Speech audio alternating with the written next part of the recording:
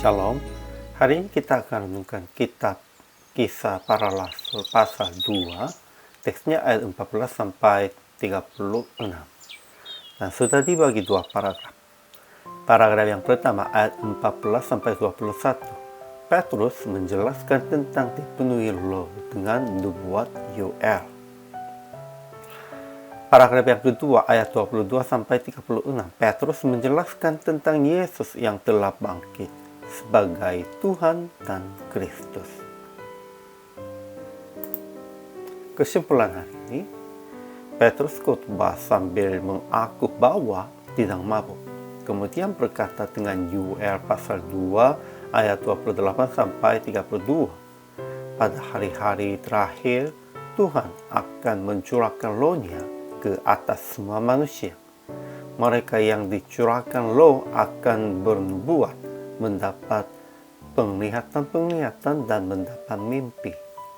Petrus terus berkata tentang hari-hari terakhir dengan kata-kata tentang darah, api, kumpalan-kumpalan asap, matahari berubah menjadi gelap gulita, dan bulan menjadi darah sebelum datangnya hari Tuhan. Melalui ini, penduduk-penduduk kota Yerusalem baru pahami akan sudah dekat hari-hari terakhirnya. Sehingga Petrus berkata, barang siapa yang berseru kepada nama Tuhan akan diselamatkan.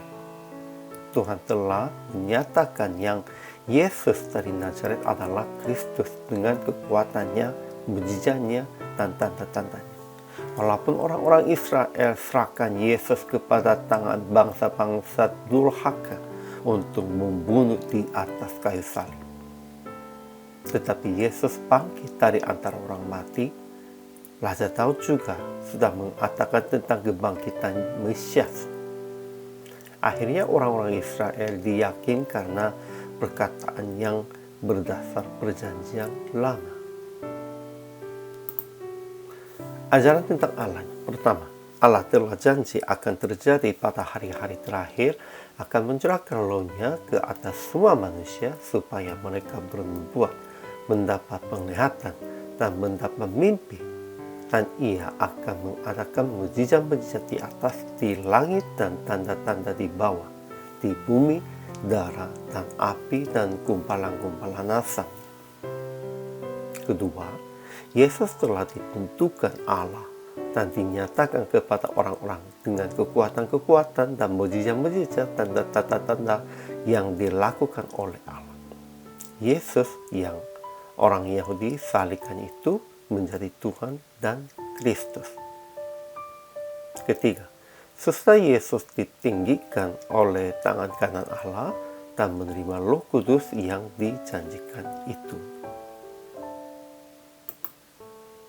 Ajaran tentang manusianya. Pertama, Petrus menjelaskan tentang maksud yang Roh Kudus datang di atas mereka dengan Yoel pasal 2 ayat 28 sampai 32.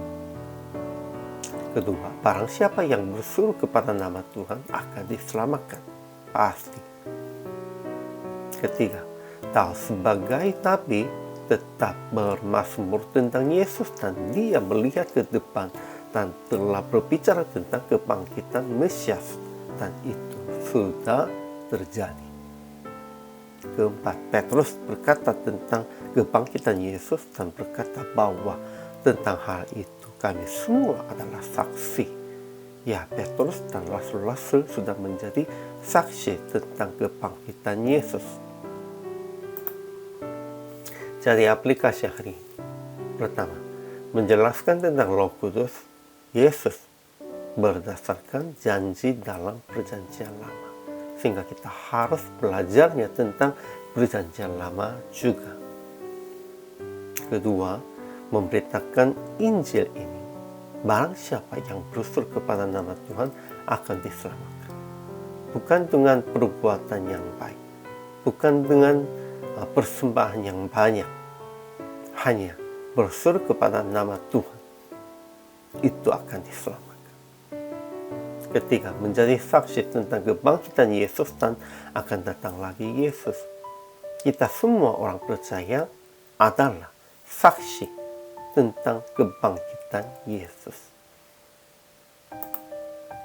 Jadi PR praktik hari ini, saksikan tentang kebangkitan Yesus dan Ia akan datang kembali. Kemudian memberitakan kabar baik ini. Barang siapa yang berseru kepada nama Tuhan akan diselamatkan. Tidak ada nama yang lain seorang pun yang bisa diselamatkan kita. Kita hanya diselamatkan dalam nama Yesus Kristus.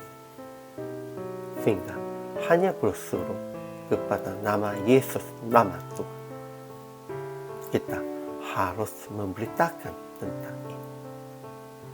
Hari ini juga selama melayani, Tuhan Yesus memberkati.